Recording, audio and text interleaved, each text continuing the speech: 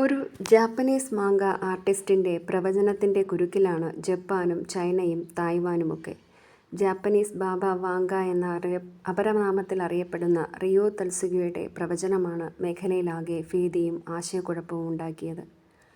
ഈ വർഷം ജൂലൈ 5 പുലർച്ചെ 4:18 വലിയൊരു പ്രകൃതി ദുരന്തം സംഭവിക്കും എന്നതാണ് പ്രവചനം. കോവിഡ് വ്യാപനവും 2011 സുനാമിയുമൊക്കെ തത്സുഗി നേരത്തെ പ്രവചിച്ചിട്ടുണ്ട് എന്നാണ് ഒരു വിഭാഗക്കാരുടെ വാദം. ഇവർ ഫ്യൂച്ചർ ഐസോ എന്ന കൃതിയിലൂടെയാണ് ഇത്തരം പ്രവചനങ്ങൾ നടത്താറുള്ളത്. 2011 സുനാമിയും ഭൂകമ്പവും കൃതിയുടെ കവർ പേജിൽ തന്നെ രേഖപ്പെടുത്തിയിരുന്നു. 1999 ഈ ബുക്ക് പ്രിൻ്റ് ചെയ്തിരിക്കുന്നത്. അവർ കാണുന്ന സ്വപ്നങ്ങളെ ആസ്പദമാക്കിയാണ് 1999 തൻ്റെ കൃതി പുറത്തിറക്കിയത്. ഇതിൽ അവർ പലപ്പോഴായി കണ്ട സ്വപ്നങ്ങൾ രേഖപ്പെടുത്തിയിരുന്നു. ഈ കൃതിയിലാകെ 15 സ്വപ്നങ്ങളാണ് പരാമർശിച്ചിട്ടുള്ളത്. അതിൽ 13 സത്യമായതായി ആരാധകർ വാദിക്കുന്നു.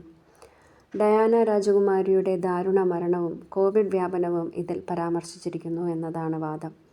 ഇതിന് ശാസ്ത്രീയ തെളിവുകളൊന്നും തന്നെ ഇല്ല എങ്കിലും ജൂൺ 5 ദുരന്തത്തെക്കുറിച്ചുള്ള പ്രവചനം സോഷ്യൽ മീഡിയകളിലും മറ്റും ചർച്ചാ വിഷയമായി മാറിക്കൊണ്ടിരിക്കുകയാണ്. ജനങ്ങൾ ഭയചകിതരാണ്. ഇതോടെ ജപ്പാൻ, ഹോങ്കോങ്, തായ്വാൻ തുടങ്ങി ജപ്പാനും ചൈനയ്ക്കുമിടയിലുള്ള യാത്രകൾ ജനങ്ങൾ ഒഴിവാക്കി. ഇരു രാജ്യങ്ങളിലെയും വിനോദസഞ്ചാര മേഖലയെ ഈ പ്രവചനം കാര്യമായി ബാധിച്ചിട്ടുണ്ട്. റിയോ തത്സുഗിയുടെ ബുക്കിലുള്ള ഒരു പ്രവചനം ഇങ്ങനെയാണ്: ജപ്പാനും ഫിലിപ്പീൻസിനുമിടയിൽ കടൽ തിളച്ചുമറിയും. ഇത് 2025 ജൂലൈ 5 പുലർച്ചെ 4:18 സംഭവിക്കും എന്നാണ് ബുക്കിലുള്ളത്.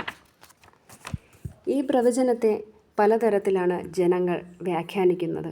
സമുദ്രത്തിനടിയിൽ ഭൗമാന്തർഭാഗത്തു നിന്നുള്ള ലാവ പുറത്തേക്ക് വരുന്നതിനെപ്പറ്റി ആകാമെന്ന് ചിലർ പറയുന്നു. അതല്ല, വലിയൊരു ഭൂകമ്പത്തിൻ്റെ സൂചനയാകാമെന്ന് മറ്റു ചിലർ. തിളച്ചുമറിയണമെങ്കിൽ അതൊരു വലിയ ഭൂകമ്പവും അതിനെ തുടർന്നുണ്ടാകുന്ന സുനാമിയും ആകാമെന്നും മറ്റു ചിലർ അഭിപ്രായപ്പെടുന്നു. ഇതോടെ കാര്യങ്ങൾ കൈവിട്ടുപോയി. സമൂഹ മാധ്യമങ്ങളിൽ ഈ പ്രവചനത്തിൻ്റെ ഹാഷ്ടാഗുകൾ കൊണ്ട് നിറഞ്ഞു. ജനങ്ങൾ ഭയചകിതരാണ്.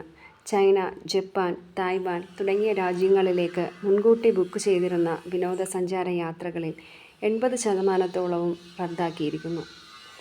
ഇത്തരത്തിൽ അനാവശ്യ ഭീതി പ്രചരിപ്പിക്കുന്നവർക്കെതിരെ നടപടിയെടുക്കുമെന്ന് ജപ്പാൻ അധികൃതർ മുന്നറിയിപ്പ് നൽകിയെങ്കിലും ആരും അത് ചെവിക്കൊണ്ടിട്ടില്ല.